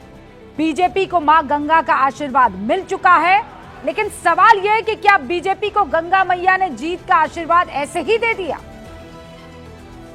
क्या वाकई ऐसे मिल गया सब कुछ? बीजेपी की जीत की सबसे बड़ी वजह उसकी रणनीति, जिसने इस जीत को जमीन पर उतारा, जिसका खुलासा बंगाल के 44,000 पोलिंग बूथों की खुद मॉनिटरिंग करने वाले गृहमंत्री अमित शाह ने पहले फेज की वोटिंग के बाद किया। वो रणनीति थी अंग, बंग और कलिंग की। अंग, बंग और कलिंग तीनों जगह एक पार्टी का शासन होने जा रहा है। बिहार में भी एनडीए का शासन है, उड़ीसा में भी भाजपा सरकार है और अब बंगाल में भी भाजपा सरकार आएगी। अमित शाह ने जिस अंग, बंग और कलिंग का जिक्र किया उसका मतलब एकदम साफ है। अंग यानी बिहार, बंग यानी बंगाल, कलिंग यानी उड़ीसा। बीजेपी अंग और कलिंग की सत्ता को पहले ही हासिल कर चुकी थी, बंग बाकी था। जनता ने यहां भी कमल खिला दिया है। तीनों स्टेट का पुराना नाम लेकर अमित शाह ने भारत के समृद्ध सांस्कृतिक अतीत को याद दिलाने की और कॉलोनियल हेरिटेज को खारिज करने के लिए जो बात कही थी वो अब दिख रही है। इसमें साथ मिला बंगाल की जनता का। 2021 में जिस दक्षिण बंगाल की 183 सीटों में से 153 सीट जीतकर टीएमसी ने बड़ी जीत दर्ज की थी, उसी गढ़ को बीजेपी ने अब तोड़ दिया है। दक्षिण बंगाल के 183 में से बीजेपी अभी तक 107 सीटों पर बढ़त बनाए हुए है, यानी पिछली बार के मुकाबले 78 सीटों का जंप है। टीएमसी 153 सीट से घटकर 73 सीट का नुकसान झेलते हुए 70 सीटों पर अटक गई है। सियासी पंडित इस इलाके को ममता के लिए अजय बता रहे थे, लेकिन बीजेपी जानती थी उसे क्या और कैसे करना है। और अब हालत यह है कि 198 पर भारतीय जनता पार्टी और टीएमसी 89 के आसपास दिखाई दे रही है। 100 से भी नीचे का आंकड़ा। शुरू कर रही हूं मैं गूंज। सारे खास मेहमान हमारे साथ जुड़ चुके हैं। हमारे साथ भारतीय जनता पार्टी के राष्ट्रीय प्रवक्ता प्रेम शुक्ला, एएनआई की संपादक स्मिता प्रकाश, लेखक और पॉलिटिकल कमेंटेटर चेतन भगत, राजनीतिक विश्लेषक पंकज शर्मा कांग्रेस का पक्ष रखेंगे। कांग्रेस के दिग्गज पुराने रहे हैं राजनीतिक विश्लेषक और दीदी जिनके दिल में बसती है बादल देवनाथ हमारे साथ जुड़ चुके हैं। लेफ्ट के लीडर विवेक श्रीवास्तव आजकल नया ऑप्शन मेरे ख्याल से तलाश रहे हैं, क्योंकि अब तो कहीं कोई लाल सलाम नहीं दिख रहा है। और वरिष्ठ पत्रकार हर्षवर्धन त्रिपाठी जी स्क्रीन पर दिखाई दे रहे हैं। आप सभी का बहुत बहुत स्वागत है। शुरुआत स्मिता मैं आपसे कर रही हूं, इस जीत को आप कैसे देखती है? क्विकली 30-30 सेकंड में मैं सबकी राय ले लेना चाहती हूँ। स्मिता। वेल ऑब्वियस सी बात है कि एंटी इनकम्बेंसी है, पहली बात। दूसरा जो धार्मिक पहचान है, जो हिंदू वोट का जो कंसोलिडेशन है वो दिखने को मिला है। तीसरा महिला वोट जो है, महिला और लाभार्थी वोट जो है, वो जो टीएमसी समझती थी कि इन्हें मिलने वाला है उसमें सेंध पहुंची है। बीजेपी के जो संगठन स्तर पर जो उनकी जो ताकत थी, उन्होंने जो नेटवर्क एस्टैब्लिश किया था 5 साल, हर गांव हर इलाके में पहुंचकर जो 5 साल से जो काम कर रहे थे, हर बूथ तक पहुंचे थे, उसकी जीत मैं मानती हूं। और केंद्र सरकार की जो योजनाएं हैं जिन्हें जैसे घर हो या फिर गैस हो या फिर राशन हो, वो जो बंद किया था और जो उसका फायदा जो है टीएमसी रोक रही थी, और बीजेपी जो बार बार लोगों को बता रही थी कि ये आपके पास फायदा इसलिए नहीं पहुंच रहा क्योंकि टीएमसी की सरकार उसे रोक रही है, वो जो नैरेटिव है वो बीजेपी पहुंचाने में दे वर सक्सेसफुल। दूसरा, भ्रष्टाचार एसआईआर को और कितना कानून आप इसमें प्रभावी मानती हैं? एसआईआर हुआ, उसमें बड़े लेवल पर वोट कट गए, लगभग 90 लाख, और इसीलिए जैसे कि आपके चैनल में ही किसी ने कहा था, एक तो छापा वोट नहीं हो पाया इस बार, और जो चुपचाप वोट होता था, यानी कि जो लोग चुपके से जो वोट करते थे किसी और के नाम पर, वो बंद हुआ था। तो ये एसआईआर का जो पहले तो उन्होंने कहा कि शुद्धिकरण को का वो जो अल्फाज है वो हटा दिया, और उन्होंने कहा कि जो क्लीन अप हुआ है, जो सफाई हुई है वोटर लिस्ट की, वो जो हुआ है उसकी वजह से जरूर फायदा हुआ है बीजेपी को, और टीएमसी को इसका नुकसान हुआ है। तो यहाँ स्मिता ने कुछ चीजें बताई है। चेतन, आप भी जरा इसका आकलन कीजिए और ये बताइए कि क्या कमी दीदी की रही कि आज वो 89 पर है, वो जिन्होंने मतलब पूरी सत्ता पर काबिज हो गई थी, लेफ्ट को चारों खाने चित कर दिया था, और 15 साल बाद वही हालत अब उनकी होती हुई दिखाई दे रही है पार्टी की। रूबिका, ये बताओ, अगर आप लोगों से पूछो टीएमसी की क्या इमेज है, टीएमसी किस चीज के लिए जानी जाती है? एक तो ऑफ कोर्स दीदी हैं, चलिए उनके महिला एमपीज भी हैं, ये सो उनकी पॉजिटिव चीजें मैंने बोल दी, लेकिन क्या टीएमसी की इमेज लॉ एंड ऑर्डर के लिए है? क्या टीएमसी की इमेज करप्शन को कम करने के लिए है? क्या टीएमसी की इमेज गुंडागर्दी ना करने के लिए है? आपको काम तो करना पड़ता है। एक माहौल बना हुआ है कि बीजेपी आती है, कुछ अनफेयर खेलती है, क्या करती है और जीत जाती है, लेकिन आज भी वोट शेयर देख लें, 46-45% बीजेपी का चल रहा है, 41% ममता दीदी का चल रहा है, टीएमसी का चल रहा है, 4% का फर्क है। ये तो एसआईआर पूरा मतलब ये 4%, 2% इधर से उधर हो जाता तो बात बराबर हो जाती। तो ये तो नॉर्मल इलेक्शन लग रहा है, इसमें तो कुछ ऐसा लग नहीं रहा मुझे। और अगर मैं ऑपोजिशन को यही कहना चाहता हूं कि ये वही देश है जहां एकदम नई पार्टी तमिलनाडु में इतनी बड़ी जीत लेके आई है, तो ऐसा नहीं है कि यहां की जनता मंत्रमुग्ध है, भक्त है, मतलब यहां के लोग भी, इंडिया के लोग भी अलग अलग पार्टीज को अलग तरीके से देखते हैं। लेकिन अगर ऑपोजिशन कमजोर है, मतलब अगर काम नहीं किया है, स्पेशली जो स्टेट्स पकड़ के बैठी है ऑपोजिशन, अगर वहां भी आप काम नहीं करोगे तो फिर वो तो बहुत गलत बात है। आप ये कह सकते हो कि हमें आने नहीं देते बीजेपी वाले, हमें जीतने नहीं देते, हमारे को मीडिया नहीं देते, अथवा इंस्टीट्यूशंस हमारे खिलाफ यूज करते हैं, लेकिन जहां आप सत्ता में थे और वहां आपकी रेपुटेशन। मैं बताती हूँ चेतन, अभी जो एब्सोल्यूट नंबर में देखो अंतर कितना है, क्योंकि आप परसेंटेज की बात कर रहे हैं कि क्या है, 2% इधर हुआ और 2% उधर गया, तो अभी 20 लाख वोटों का अंतर है। अब तक जितनी भी वोटिंग हुई है और जितने भी आंकड़े सामने आए, 20 लाख वोटों का अंतर। इसके माने क्या है हर्षवर्धन जी, आप इसे कैसे देख रहे हैं? क्योंकि बार बार ये कहा जा रहा है टीएमसी के लीडर्स की तरफ से, खुद ममता बनर्जी इस बात को कह रही है, एसआईआर को सबसे बड़ा मुद्दा बनाया। मतलब जिस एसआईआर को बिहार में दीदी चाह रही थी कि सबसे बड़े लेवल पर इस पर खेला जाए, उसी एसआईआर को मतलब ना खेला जाए, उसी एसआईआर को सबसे बड़ा मुद्दा दीदी ने यहाँ पश्चिम बंगाल में बनाया। लेकिन देखिए क्या हाल हुआ।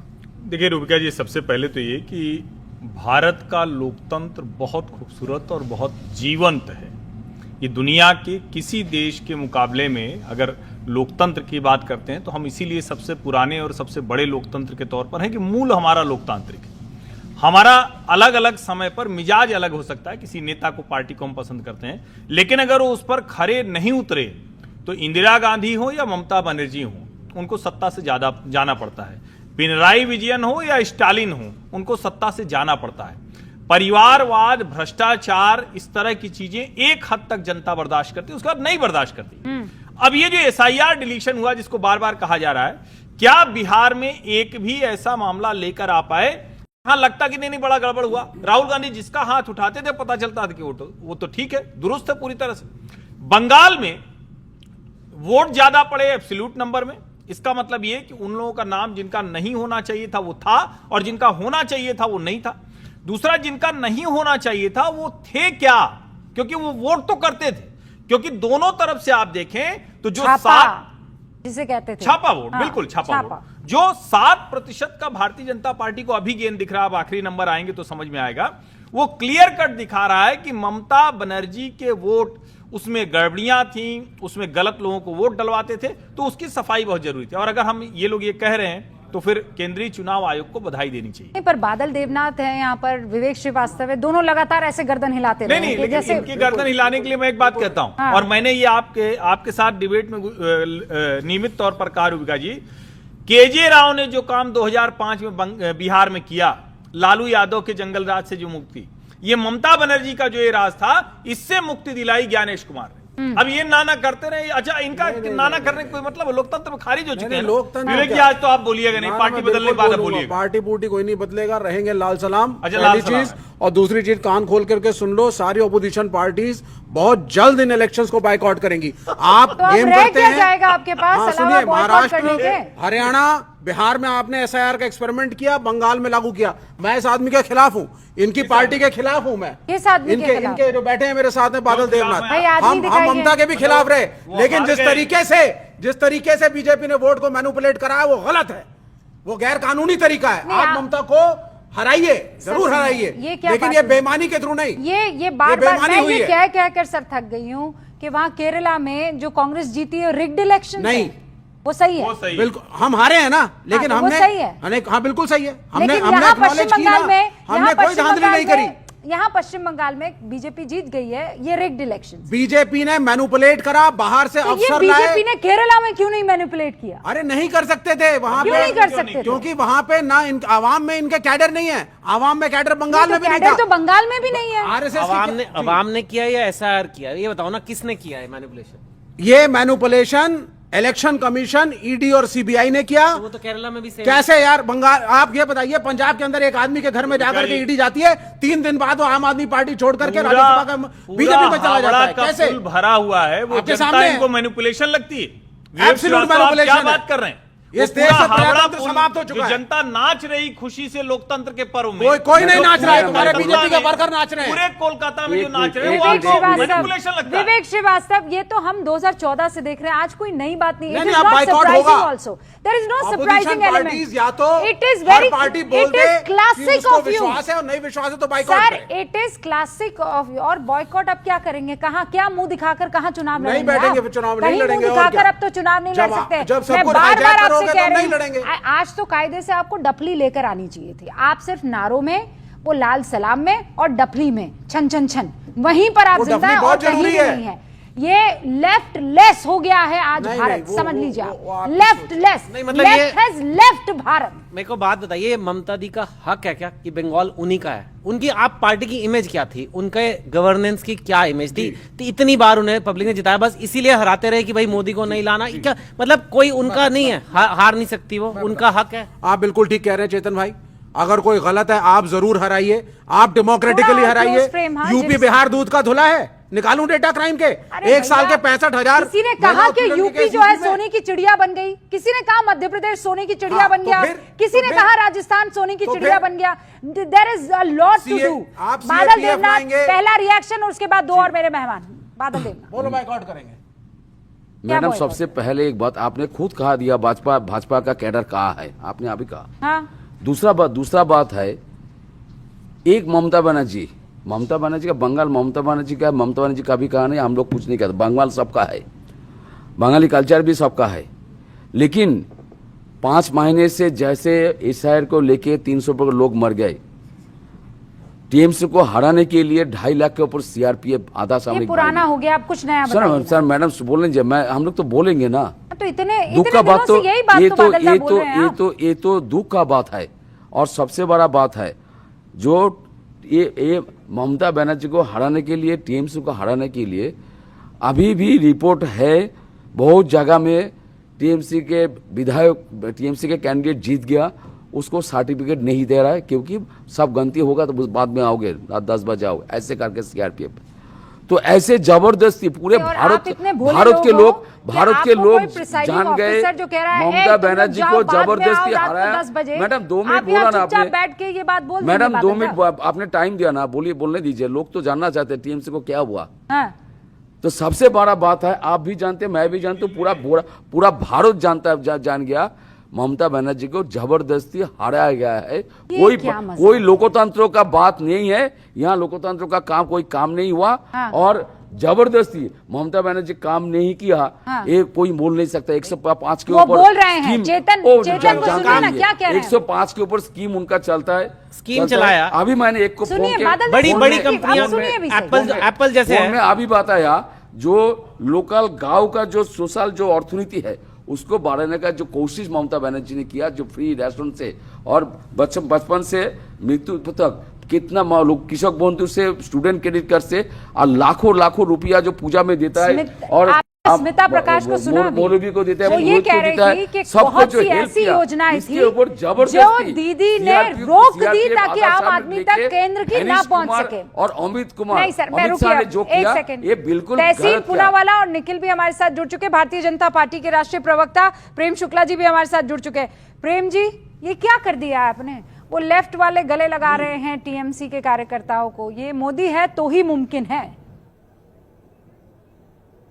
जी देखिए, अब तो जो है दोनों हार गए हैं, दोनों समापन की तरफ है। ऐसे में जो है दोनों के पास एक दूसरे को गले लगाने के अलावा विकल्प क्या है? इन लोगों ने हर संभव प्रयास किया कि अच्छा, और क्या कहते हैं? चीटिंग किया, बेईमानी किया, और क्या कहते हैं? बंगाल के लोगों के साथ बेईमानी किया, फ्रॉड आप लोग कर रहे थे, कर नहीं पाए। जो काम आप लोग पूरे देश फ्रॉड में आप किया, लोग कर रहे थे, बंगाल में वही किया। दोनों अर्बन नक्सल जो है चिल्ला रहे बीच में। एक तो बादलदार रसगुल्ला लाए नहीं आप, वो प्रेम शुक्ला जी भी गवाह हैं इस बात के, पंकज जी भी गवाह हैं। हाँ, आपने कहा था 4 मई को आऊंगा, संदेश लाऊंगा, वो संदेश तो आप बीजेपी का ले आए। 197 ऐसा संदेश लेकर आए हैं कि आप जिंदगी भर संदेश खाते रहेंगे और आपको मीठा नहीं लगेगा। ये कौन सा संदेश लेकर आए आप मेरे? मैडम, आप पत्रकार है, हम लोग सोशल वर्क करते हैं। हाँ, तो आज नहीं तो कल तो इन लोगों को तो पता चलेगा ना, आंदोलन तो होगा। ऐसे ही तो आंदोलन हम लोग बैठे नहीं जाएंगे, ऐसे तो हम लोग बैठे नहीं जाएंगे। मतलब और मोदी जी को और अमित शाह को नहीं आपको नहीं धमका। क्या मैडम बोल रहा किसको धमका? ये गिर जाता है, ये ऊपर लिख रहा हूँ। अच्छा। तो गिर जाता है ऊपर। तो दीदी इनके दिल में रहती हैं। सिर्फ कितने 6-7 लोग स्टूडियो में थे, उनके लिए संदेश लेकर आना था। आपको भी बोला था ना संदेश लाइन? बोला था। अरे संदेश मैं नीचे से दे रहा हूँ, क्या बात है? संदेश नीचे भी मिल सकता है, लेकिन सिर्फ ये संदेश यहाँ पर भी मिलता है। मैं नीचे से लेके आ सकता हूँ, कोई बात नहीं, धमकी नहीं। लेकिन आप लोग जो आइडियोलॉजी का बात करते हैं, सनातन धर्म का, सनातन धर्म में ऐसा लिखा है, सनातन धर्म में कहीं पर लिखा है लोकतंत्र तो हत्या करके आप लोग को जीतना चाहिए, लोकतंत्र को हत्या करके आप लोग जीतना चाहते हैं। ऐसे इलेक्शन तो आप मैडम आप खूब जानते, एक इलेक्शन में 2.5 लाख और कल 500 लोग सीआरपीएफ, और अभी ईवीएम मशीन को कल रात से हटा रहा है, आज भी ईवीएम मशीन हटाया। आप जानते वीडियो दिखा रहे, आप लोग नहीं दिखा रहे। मेरी बात सुनिए, मेरी बात लोकतंत्र तो लोग देखते, आप लोगों को लोग देखते, लोग सुनना चाहते, साथ जानना चाहते। बादलदा, एक तो ऐसा है, आपका दिल जिसमें दीदी बसती है वो इतना छोटा होगा, मुझे नहीं मालूम था। मुझे लगा था बादल अच्छा, मैं तो हर दिन बोलता हूँ मोदी जी को मैं सम्मान करता हूँ। आप नहीं लेकर आए संदेश, कोई बात नहीं। ये रहे राजकुमार यादव जी हमारे साथ हैं। हाँ, बिल्कुल। राजकुमार यादव जी आपको झाल मुड़ी खिलाएंगे, बढ़िया झाल वाली मुड़ी खिलाइए, तीखा आइटम। क्योंकि वादा उन्होंने किया था चेतन, चाहते लोगों को मिर्ची लगे और मीठा। चेतन मिठाई का प्लीज निकल, एक सेकेंड। नहीं विवेक, खाना चाहिए शुगर से। वादा जो है किस बात का था कि संदेश लेकर और रसगुल्ला लेकर आएंगे बादलदा, ठीक है, और मैंने झालमुड़ी का इंतजाम किया था। अब मैं क्या करूं कि आदमी आधे रास्ते पलट गया? मेरी क्या गलती है? मैं अभी कोई लेके आया, नीचे मिलता है हल्दीराम से मिलता है, नीचे हल्दीराम है, मिठाई भी वही नीचे हल्दीराम है। बादल जी ने मोदी जी की उस बात को गंभीरता से लिया, ना खाऊंगा ना खाने दूंगा, इसीलिए ना वो लाए ना हमें खाने दे रहे, यही चीज है। और अभी हमें पता चला कि बादल जी ने कहा कि 2000 ये इंडी गठबंधन है, आप समझ गए ना क्या है कि जीतने नहीं देंगे लेकिन एक दूसरे को ऐसी थेतरई में जरूर बचाएंगे। सबसे बड़ा बात है, जब इंडिया गठबंधन बना था, ममता जी इंडिया नाम का ममता जी ने दिया था, और ममता जी ने खुद कहा मेरा काम है सबको। ओके, अब प्रेम शुक्ला जी बात फिनिश नहीं कर पाए, पहले इंडिया प्रेम शुक्ला जी, इंडिया शब्द आवाज सबकी नीचे, प्रेम शुक्ला जी की आवाज। प्रेम शुक्ला जी, आप अपनी बात फिनिश नहीं कर पाए थे। हमारे यहाँ तो झालमुड़ी भी है, मैंने सुना है वहाँ बीजेपी हेडक्वार्टर में भी झालमुड़ी का पूरा इंतजाम है। क्यों संदेश और रसगुल्ला भी दिया जा सकता था आपकी तरफ से? नहीं, झाल नहीं, हमारे यहाँ रसगुल्ला भी है, झालमुड़ी भी है, और आपके जो भी सहयोगी आज आए हैं भारतीय जनता पार्टी मुख्यालय में, हर किसी ने रसगुल्ला का भी रसास्वादन किया है और झालमुड़ी भी खाई है। लेकिन झाल जो है इतना जोरदार जो है, देवनाथ बादल को तो लगना ही था, ये झाल जो है श्रीवास्तव जी को कुछ ज्यादा ही लग गया है। अब श्रीवास्तव जी तो संवैधानिक लोकतंत्र का ही बहिष्कार कर देने पर आमादा है, ये संसदीय लोकतंत्र को ही नकार देने पर आमादा है। जी स्क्रीन पर ये तो कह रहे हैं कि चुनाव का बहिष्कार करो, लोकतंत्र का बहिष्कार करो, लोकतंत्र का बहिष्कार सिर्फ उनकी। हाँ, इनकी ये दशा है, इनकी दशा जो है, ये चुनाव तो जीत नहीं सकते, कार्यकर्ता तो है नहीं श्रीवास्तव जी के पास। नहीं, आप श्रीवास्तव जी, अब मेरी बात पूरी हो जाने दीजिए, फिर सुनाइएगा। बोलिए मेरी बात पहले पूरी हो जाने बिल्कुल, दीजिए, आपका फिर सुनाइएगा। और रूबिका जी आपको सुनने के लिए बैठी है जी। नहीं, हमारा तो काल है, कालखंड है, दिन में नहीं रह गया। ये नरेंद्र मोदी जी के नेतृत्व में आज डॉक्टर जहां लिया था जन मुखर्जी, वह बंगाल हमारा है का नारा पूरा हुआ है। एक जहां हुए बलिदान मुखर्जी, वह कश्मीर हमारा है था, और अनुच्छेद 370 के संशोधन पर डॉक्टर आप जो है श्यामा प्रसाद मुखर्जी जी का जो बलिदान था, उसकी जो मनोकामना थी वो नरेंद्र मोदी जी ने पूरी की थी। आज जहां पर जन्म लिए मुखर्जी, वह बंगाल हमारा हो गया। यह निश्चित तौर पर डॉक्टर श्यामा प्रसाद मुखर्जी जी की स्मृति को, आपको पार्टी के पहले बताइए, संवैधानिक तरीके से निष्पक्ष और निडर चुनाव होने के कारण, हिंसा मुक्त चुनाव। अच्छा, आप मुझे बताइए चुनाव है, सुनिए, तो एवरेज 75 हत्याएं जो है बंगाल के हर नहीं, ठीक है, अब आप मेरी बात सुनिए सर, मेरी बात सुनिए। अच्छा वो ठीक है, हत्या हमारी जो शिकायत है, अरे सर आपकी सरकार है तो हमारी शिकायत तो सुनिए। हमारी शिकायत है कि आप लोग जितने भी सरकारी तंत्र हैं उनको मैनिपुलेट करते हैं। आपने बिहार में एक बड़ा एक्सपेरिमेंट किया, आपको जीत मिली मैनिपुलेशन से, आपने बंगाल में उसको रेप्लिकेट किया। मैं टीएमसी का अपोनेंट हूं, फिर भी बोल रहा हूं, तो या तो Congress, left, RJD, Sapa, TMC, हम लोग बोले इलेक्शन प्रक्रिया ठीक है और उसको एक्नॉलेज करें। और अगर हम ये बार बार कहते हैं election commission is compromise, SIR is wrong, तो हमें इसमें पार्टिसिपेट नहीं करना चाहिए। लेकिन विवेक श्रीवास्तव जी, ये ऐसे नहीं चलता है ना कि केरल की जीत जो है उस पर तो आप तालियां बजा लेंगे कांग्रेस के लोग, वहां पर अगर तमिलनाडु में भारतीय जनता पार्टी की सरकार नहीं आती है तो आप कहेंगे कि बहुत बढ़िया, यहाँ पर विजय जो है जीत जा रहे हैं तो बहुत ही बढ़िया। लेकिन चूंकि बीजेपी बाकी राज्यों में जीत रही है तो इलेक्शंस आर रिग्ड, ये कैसे चलेगा? पंकज जी हमारे साथ एक बार, ओनली 10 सेकंड्स ओनली। हम लेफ्ट से हैं, हम हारे हैं केरल में, ये कांग्रेस से हैं निखिल, ये जीते हैं। तहसीन है कांग्रेस से, ये लोग जीते हैं। I have congratulated them and acknowledged it. But you will not congratulate इसलिए क्योंकि यहाँ धांधली नहीं हुई, एक इलेक्शन हुआ है। अच्छा, now how do you decide कि यहाँ धांधली नहीं? और ये लूजर कह रहा है कि ये लूजर कह रहा है। लॉजिकल डिस्क्रिपेंसी और कौन से स्टेट में हुई? खाली पश्चिम बंगाल में हुई ना जी। 2021 में पश्चिम बंगाल चुनाव में 70,000 सैन्य बल थे, 90,000 माफ कीजिएगा। इस बार 2.5 लाख वहीं थे।